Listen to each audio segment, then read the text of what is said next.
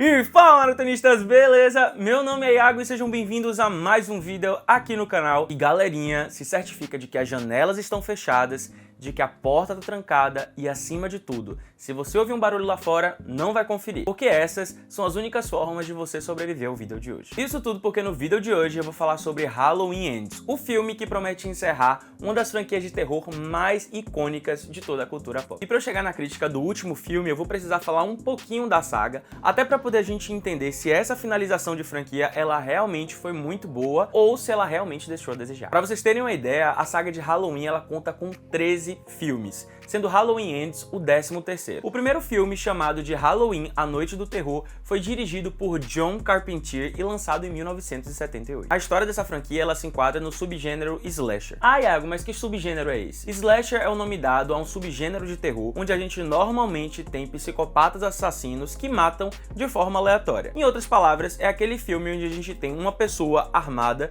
seguindo um bando de outras pessoas e matando elas das piores formas possíveis. Agora eu entendi! Para além disso, o subgênero slasher ele também é conhecido como terror B. E isso tudo porque essas produções elas normalmente são feitas com baixo orçamento. E aí, para quem nunca assistiu um subgênero slasher ou nunca assistiu a saga de Halloween, pode estar se perguntando: mas afinal de contas, por que eu vou perder meu tempo, eu vou pagar um ingresso para ir no cinema para assistir um tipo de filme que é categorizado como terror tipo B? Para responder essa pergunta, eu vou pegar como exemplo o filme Halloween. Ele foi lançado lá em 78, como eu disse, e imediatamente após o seu lançamento, ele se tornou um fenômeno global, principalmente entre as décadas de 70 e 80. Inclusive, foi por conta do filme Halloween que o subgênero slasher voltou a fazer sucesso. E aí, houve um boom na indústria cinematográfica de produções desse subgênero. E claramente que quando algo faz muito sucesso no cinema, a ganância é tão grande, mas tão grande, que o povo pensa logo em fazer uma continuação, mesmo que essas continuações elas não sejam tão boas quanto o original. E graças ao sucesso do primeiro filme, mais 12 filmes foram feitos. Foram bons? Bem, essa pergunta ela é uma pergunta muito, mas muito delicada. E para ser honesto, os fãs da saga Halloween, eles andaram em uma montanha-russa de mais baixos do que altos. E esses baixos, eles começaram em 1981, quando houve o lançamento do segundo filme. O filme chamado Halloween 2, O Pesadelo Continua, ele se passa exatamente após o final do primeiro. Por isso, a gente ainda conta com Jamie Lee Curtis como a nossa protagonista. Eu confesso pra vocês que o segundo filme tem muito a essência do primeiro filme, o que é algo muito bom. Mas o roteiro, ele já começa a dar indícios de que tá se perdendo e que as próximas continuações não vão ser nada boas. Ih, rapaz. E aí, meu amigo, desse ponto é só ladeira abaixo, porque entre 82 e 95 foram feitos mais 4 filmes da saga Halloween. E por incrível que pareça, esses 4 filmes, nenhum deles contam com a protagonista, com Jamie Lee Curtis fazendo o papel da nossa protagonista, o que é uma grande, mas uma grande bandeira vermelha. E aí, após esses 4 fracassos consecutivos, em 1998, a produção lança Halloween H20, que se passa 20 anos após os acontecimentos do segundo filme. E aí, graças a Deus, a gente tem o retorno de Jamie Lee Curtis no papel de Laurie Strode. E esse filme acabou sendo um sopro de vida para a franquia, o que trouxe esperança para os fãs, porque os produtores eles conseguiram voltar às suas raízes, conseguiram voltar àquele clima do primeiro filme, que realmente foi muito interessante, mas que infelizmente não chegou aos pés do primeiro filme. E em 2002 foi lançado um outro filme da saga Halloween, que também contou com Jamie Lee Curtis, mas dessa vez nem a atriz conseguiu salvar o filme. E aí os fãs de Halloween começaram a ficar muito preocupados, porque se nem a nossa Final Girl conseguiu salvar o filme, parecia que a franquia ela estava totalmente perdida. E aí, como se não bastasse esse fracasso de 2002, foi feito um remake. E foi feito um remake por um cara que não era diretor. Eu não estou suportando mais. Então vocês imaginam o fracasso que veio, porque foi o maior fracasso de todos os tempos dessa franquia. E foi graças ao fracasso desses 2 filmes de remake que o povo teve certeza de que Michael Myers de fato estava morto. Só que em um bom filme de slasher, a gente sempre sabe que o vilão ele dá uma última levantada. E foi exatamente isso que aconteceu com a franquia. Porque foi anunciado que em 2018 seria lançado um novo filme de Halloween. E aí você deve estar, meu Deus, o povo não desiste? Não desistiram, mas eu acho que agora foi uma coisa boa. E por que eu tô dizendo que isso foi bom?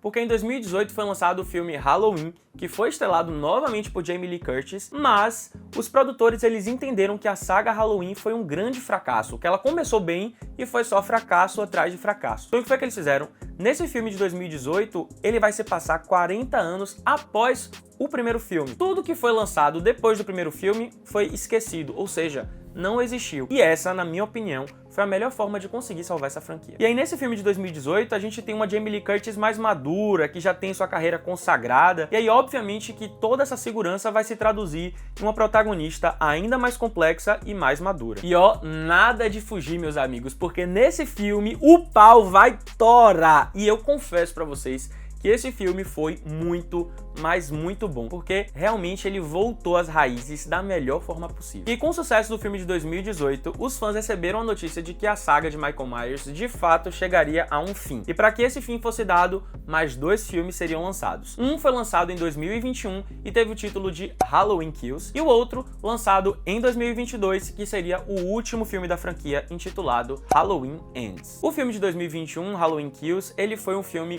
bem violento, mas bem violento mesmo. Mas ao mesmo tempo ele foi mais fraco. Eu inclusive achei que os roteiristas chutaram o pau da barraca grandão e surtaram totalmente no roteiro. Que inclusive eu achei esse filme meio que um delírio coletivo. E aí isso não foi bom, porque as pessoas começaram a ficar com medo de como é que seria o final da franquia. Mas aí finalmente, meus caros, a gente chega à crítica de Halloween Ends. Como foi o final dessa franquia? O longa foi lançado no dia 13 de outubro nos cinemas brazucas e se passa anos após o último Halloween que foi mostrado no filme de 2021. Só que uma morte local acaba desencadeando uma cascata de eventos muito violentos que faz com que a nossa protagonista ela tenha que enfrentar de uma vez por todas essa força maligna chamada Michael Myers. O filme ele começa num ritmo lento, mostrando Laurie e sua neta, como é que elas estão vivendo agora juntas, e meio que dá a entender de que de fato a nossa protagonista ela superou todo aquele terror que ela viveu com Michael Myers. E essa lentidão ela é claramente proposital, a gente vê que foi uma escolha de roteiro, que o roteiro ele escolheu fazer com que o início fosse lento. Só que essa escolha não me agradou muito, porque eu fiquei esperando o filme pegar no tombo, eu fiquei esperando as coisas acontecerem, mas elas estavam demorando muito, mas muito pra acontecer. Ó, eu tenho que deixar claro pra vocês o seguinte, que o filme ele não chega a ser monótono, ele é lento, mas não é monótono. Eu inclusive em alguns outros vídeos aqui do canal, elogiei muito os roteiros que começaram com esse início lento, que começaram construindo os personagens e mostrando os personagens de forma mais complexa e tal. Só que, galera, a gente tá no final do filme, a gente tá no final da franquia. A gente precisa das perseguições, a gente precisa agora do encerramento, porque tudo já foi desenvolvido. A gente agora precisa amarrar as pontas, a gente precisa deixar tudo redondo para que a gente entregue um final legal. E aí, com um ar de esperança, o filme ele começa a se desenvolver, ele começa a caminhar. E aí foi quando eu levei a primeira espetada do roteiro, porque eu senti que o foco do filme acabou fugindo um pouco dos personagens principais, que são Laurie e o próprio Michael. E o roteiro, não me pergunte por quê, preferiu desenvolver a neta da nossa protagonista, ou seja, mostrar os traumas que ela carrega por ser a neta de Strode, pelas coisas que aconteceram no final do outro filme. Então, o roteiro começou a desenvolver mais essa personagem. O que pra mim, como fã da saga, foi péssimo, porque a gente tá na fase de conclusão da história. E eu senti que Allison tava roubando o papel de protagonismo de Strode, que era algo que a gente precisava ver. É o final, é a história de Michael e de Laurie Strode. Então, não inventem, não coloquem coisas que não precisam.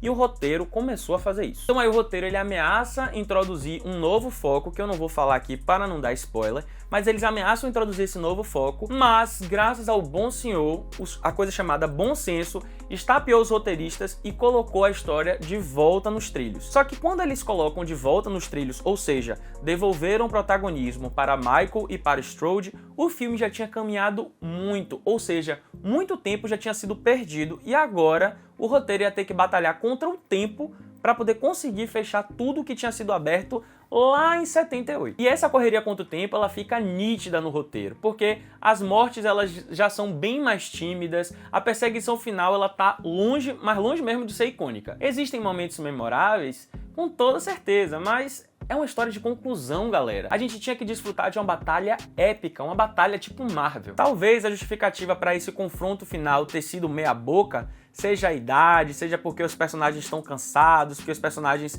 estão cheios de sequelas, beleza. Mas eu acho que essas justificativas elas tinham que se aplicar de uma forma mais cruel a Laurie do que a Michael Myers, que levou não sei quantos tiros, que já foi queimado, que já isso, já aquilo, e estava sempre vivo. Então eu achei que essa justificativa talvez da idade, talvez das sequelas, elas não coubessem tanto a Michael, mas mais a Laurie. Com um roteiro que demora para se desenvolver, Halloween Ends ele parece que foi escrito por alguém que realmente tem muito amor à franquia, mas que estava perdida nos próprios pensamentos. Dando um susto no espectador por ameaçar levar a história por um caminho totalmente terrível, o bom senso, graças a Deus, estapeia o roteiro e puxa ele de volta para os trilhos, e devolve o protagonismo a quem é de direito. Com a Laurie Strode mais leve, mais madura, Jamie Lee Curtis ela se despede da personagem de uma forma muito agradável e divertida, que inclusive é responsável por muitos alívios cômicos do filme, finalizando com o tão aguardado confronto entre Michael Myers e Laurie Strode. Halloween Ends entrega uma batalha entre dois protagonistas cansados e que foram castigados por turbulentas produções, mas que mesmo assim conseguem entregar momentos memoráveis, mas que infelizmente não surpreendem. Por isso eu, Iago, dou 2.75 almofadinhas para esse filme, porque apesar da obra ela ter entregue um final decente,